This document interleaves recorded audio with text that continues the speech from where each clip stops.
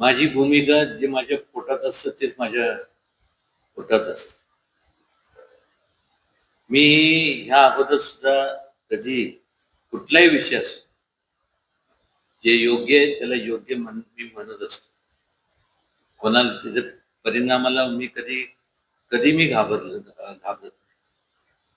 आणि वस्तुस्थिती म्हणजे वस्तुस्थिती मी खरं सांगतो. म्हणजे उगीच काय कोण काय म्हणते, पण माझी प्रकृती बरी नव्हती.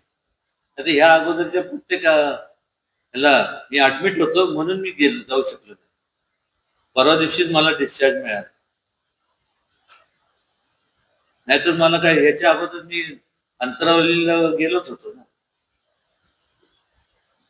ज्या ज्या ज्या ज्या वेळेस कुठल्याही असू दे, हे मराठा आरक्षणाचा विषय असू दे, नाही तर कुठले कोणावरती अन्याय होत असेल तर नेहमी प्रत्येकाला माहित आहे, नेहमी धावून जातच असतो. आणि निश्चितपणे शासनाने लवकरात लवकर ह्या सगळ्यांच्या तोडगा काढावा.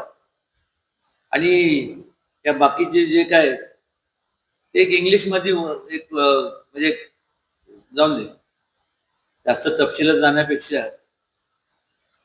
शासनाने या आंदोलन करणारा जे आंदोलन करतात त्यांची जी जे काय जे प्रमुख आहेत त्यांच्याशी चर्चा करावी आणि लवकरात लवकर त्यातनं मार्ग काढावा. तुम्ही माझी प्रामाणिकपणे तुमच्या माध्यमातून सगळ्या मीडियाच्या माध्यमातून माननीय मंत्र्यांना एक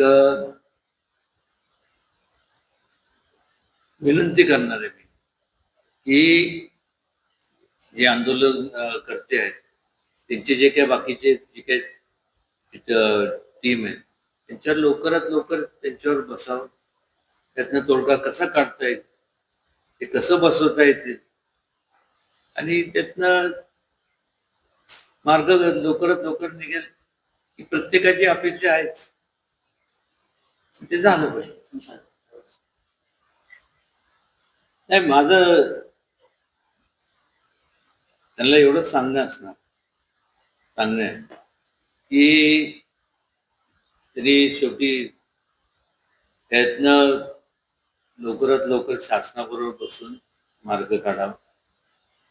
तरी तब्येतीची काळजी घ्यावी, कारण की त्यांच्यावर सुद्धा त्यांचं कुटुंब अवलंबून आहे. त्याचबरोबर इतर जे तिथं उपोषणाला बसलेले लोक आहेत त्यांचे पण कुटुंब त्यांच्यावरती